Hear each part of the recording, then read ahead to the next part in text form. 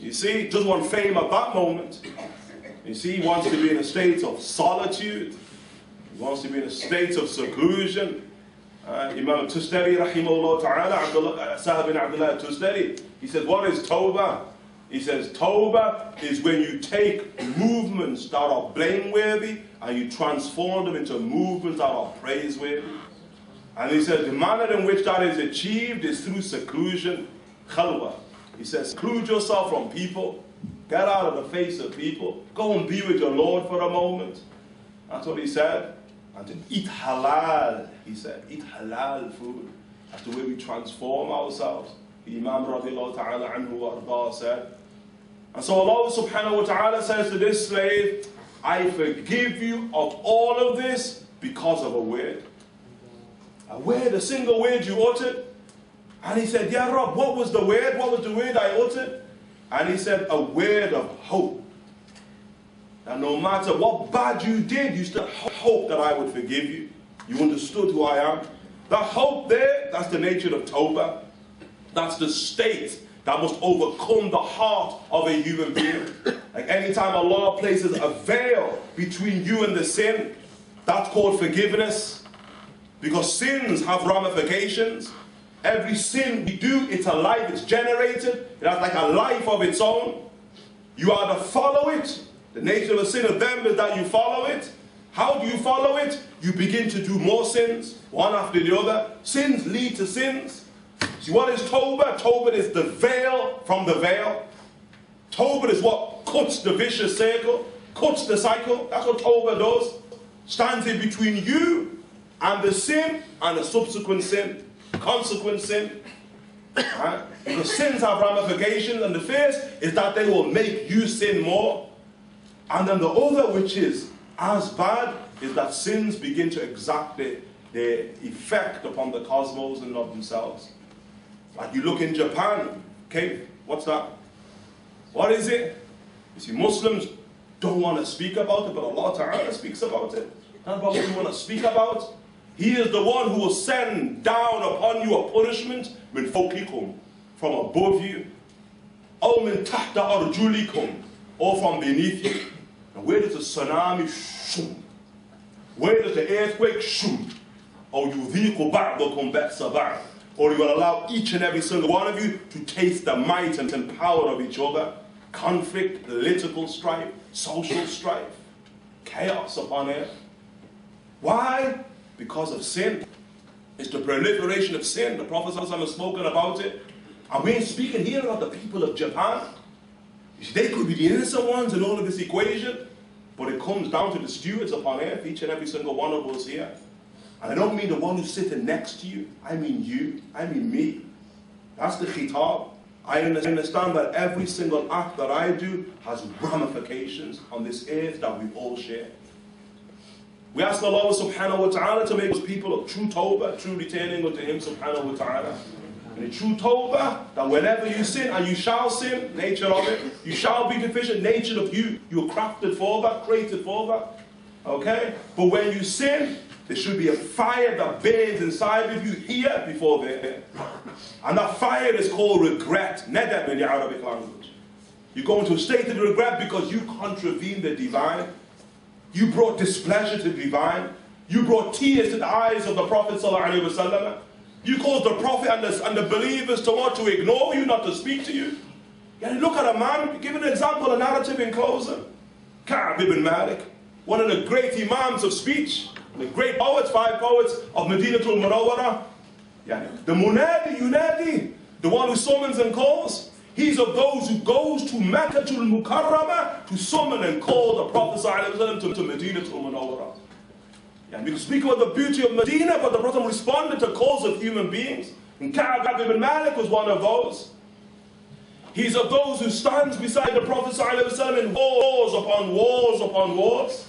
Standing in the wars of prophecy, the wars against tyranny and oppression and transgression.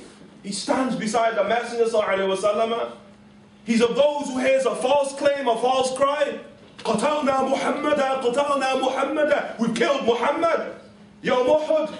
At that point, the believer who's intact goes into a state of chaos. Chaos. Because there's no greater tragedy than the loss of the Prophet ﷺ. Why? Because of transgressions. Sayyidina Ali ibn Abi Talib said, when I hear the call that they killed Muhammad, you killed Muhammad. I said, killed Muhammad? He killed the Prophet ﷺ. Body count, it's got to be a body.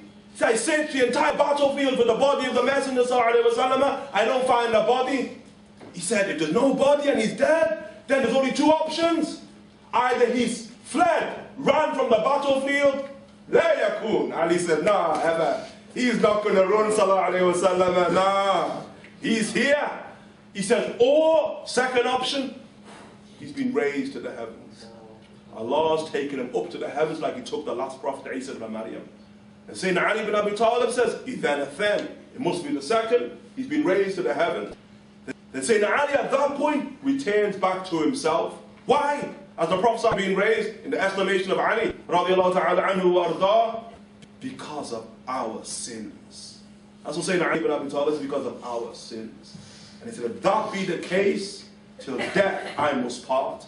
And Sayyidina Ali said, I unsheathed my sword and I hit the disbelievers, rage against the disbelievers. And he said, until I penetrate the very forces of kufr, I get to the thick of the battle, and there stands RasoolAllah sallallahu alayhi wa alihi wa sahbihi wa sallam. The midst of the battle, there he's standing. Sayyidina Abdullah ibn Umar, he said, you know the definition of bravery? Anyone want to know? Lads, you don't know what bravery means in the definition of the Sahaba. He said, the one who stands closest to the Prophet on the battlefield, that's our definition of bravery. And that's the thick of the battle, sallallahu alayhi wa sallam. Not like these cowards now, look at these cowards who create war and mischief on the face of the earth. And you go and box with next man. No, but you're going to sit in your control center. You say, see you tonight at 5, honey. And then there you go, you're off. And then you're sitting in your control center playing Space Invaders.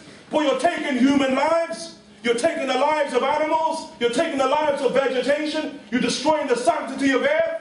Mufsidun fil ard. People who are so corrupted on the face of the earth. And what are they? Manifestations of our sins. Like Genghis Khan tells the Muslims, I am the wrath of God manifest upon you. Genghis Khan said that when he wreaked havoc upon the Muslim Ummah, when Muslims had to live in the ground, they had to become like animals living in the ground because of the tyranny that was manifest upon the face of the earth. We ain't seen nothing yet. We ask Allah for safety and security from us. And this Ka'b ibn Malik, when he hears the word, he's running round, lost chaos, like Sayyidina Ali ibn Abi Talib in chaos. Where's the messenger? And he said, I climbed Mount Uhud, and I see a man in white armor. Who is he? Then I said, from his helmet, I see light, light, light, Nur al-Nubuwah, light of prophecy. I recognize the light of prophecy. And he said, I'm so happy, I want to shout, celebrate. He's alive, sallallahu alayhi wa alihi wa sallam, hayyun fi qulubina, alive in our hearts, sallallahu alayhi wa alihi wa sallam. But the Prophet sallallahu alayhi wa sallam does this. And you see, and he can keep it cool, calm and collected. And Sayyidina Rasulullah sallallahu alayhi wa sallam tells Sayyidina Ka'b, strip, take off your armor. And he takes off his armor. You see, this is the bust. Sayyidina Ka'b is in a state of bust, expansion. MashaAllah, Tabarakallah, take off your armor, strip off your armor in the midst of war. And there's the Prophet ﷺ taking off his armor. And then he takes the armor of prophecy and he just dons Ka'b ibn Malik in the armor of prophecy. The armor of prophecy. And there's Ka'b, MashaAllah. See, that's great bushra for Ka'b ibn Malik. But then he understands what does it mean to be in the armor of prophecy. It ain't no thing that we can sit and glorify for some of us. He says, no sooner am I donned in the armor of prophecy than arrows hit me from every direction. Every direction. That's what it means to be Rasulullah sallallahu alayhi wa sallam. Foul people who believe the armor of prophecy is nothing but a target for what? For their arrows to come out of their quivers and to come out of their bows. That's saying that Ka'b ibn Malik rahimahullah ta'ala. This is a man who stood in prophecy, wars of prophecy, a man who summoned unto prophecy, summoned prophecy in and of itself.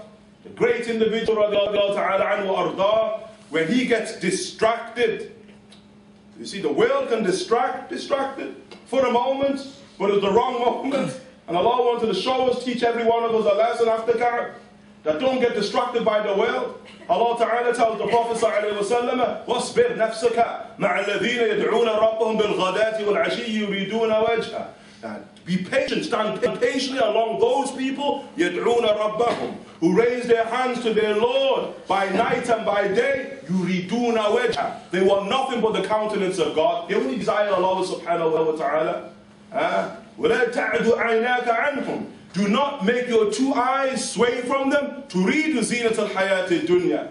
Desiring the what? The adornments of this world. Don't be distracted by the world. وَلَا تُطِعْ. Do not obey مَنْ أَغْفَلْنَا قَلْبَهُ عَنْ ذِكْرِنَا. Those who we have made their hearts heedless of our remembrance. وَاتَّبَعَ هَوَاهُ. Those who follow their own desire, their own gut feeling, their own passions. وَكَانَ أَمْرُهُ فُرُطًا. So that their affair is chaotic. Allah subhanahu wa ta'ala says, say the truth is from your Lord. Min Allah subhanahu wa ta'ala. And on that day in Tabuk, when he was distracted for a moment in his life, and the Prophet ﷺ marches forth to Rome and returns back, and Ka'b doesn't make the army, and the Prophet ﷺ, when he summons Sayyidina Ka'b, who's told to lie, they tell him, lie, ya Ka'b. Yeah, you lie in front of the Messenger of Allah ﷺ, it's all good.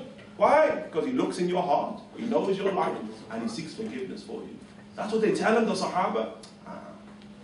Lisan al-sidq fil akharin, the tongue of truth in others. He can't lie in front of the Messenger. And the Prophet ﷺ says, do you have an excuse? And he said, I have no excuse, Ya Rasulullah. No excuse. And the Prophet ﷺ said, look at the words, that you've broken your pledge. That's the nature of sin. You have broken your pledge. You have no excuse. Your pledge has been broken. And he says, wait until the affair is decided by Allah subhanahu wa ta'ala. That's not unique for Ka'b. That's something that each and every single one of us face. The pledges that we took, have we broken the pledge? We shall wait until the affair is decided. The beauty of Ka'b is decided in this world. You see, nobody can speak to Ka'b. His wife can't even stay in the same bed as Ka'b. Those who Ka'b really love don't even respond to his salams. He's quarantined until on the 50th day. He said he's on the roof of his house and he hears somebody on a mountain shouting, good news, time to celebrate. Allah has spoken about your affair and he's forgiven you, ya Ka'b ibn Malik. Why? Because of the sidq, the true sincerity, the fire of regret that was burning inside of the heart of Ka'b ibn Malik. We ask Allah subhanahu wa ta'ala to attach us to the heart of Ka'b ibn Malik. And we ask Allah ta'ala to attach us to the heart of the messenger who was sent to guide Ka'b ibn Malik. And we ask Allah ta'ala to attach us to the one who sent the messenger unto each and every single one of us.